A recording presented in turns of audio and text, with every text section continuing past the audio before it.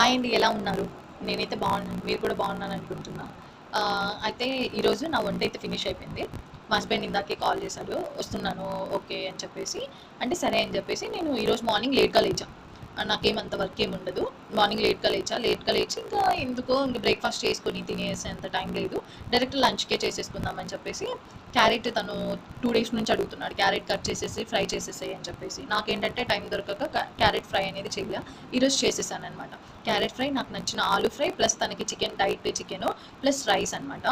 ఒకసారి చూద్దాము అంటే ఎలా వచ్చాయి ఏంటి అని చెప్పేసి. పద వెళ్ళి చూసేద్దామండి. ఇదిగో, ఇది వచ్చేసి చికెన్. నేను నార్మల్గా చికెన్ తినను, బట్ గురు కోసం అని చెప్పేసి చికెన్ చేస్తాను నేను. బట్ వాష్ చేసేటప్పుడు మాత్రం నా ఫింగర్ టచ్ కాకుండా స్పూన్తో కానీ అలా వాష్ చేసేస్తాను. ఇదేమో నా కోసం ఆలూ చేసుకున్నాను, ఆలూ ఫ్రై. నాకు ఆలూ ఫ్రై అంటే ఎక్కువ ఇష్టము. దానికోసమని ఆలూ ఫ్రై చేశాను. మా గురు అయ్యి అడిగినది క్యారెట్ అడిగాడు, క్యారెట్ ఫ్రై చేద్దామని చెప్పేసి క్యారెట్ ఫ్రై చేశాను. క్యారెట్ ఫ్రై ఇదిగో.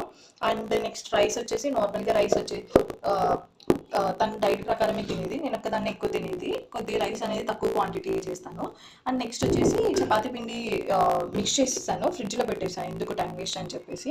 తను అడిగితే చేద్దామని చెప్పేసి.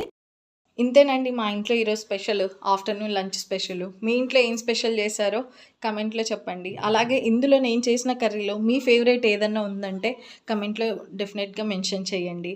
ఓకే, అంటిల్ టుమారో మీట్ అవుదాం. బాయ్.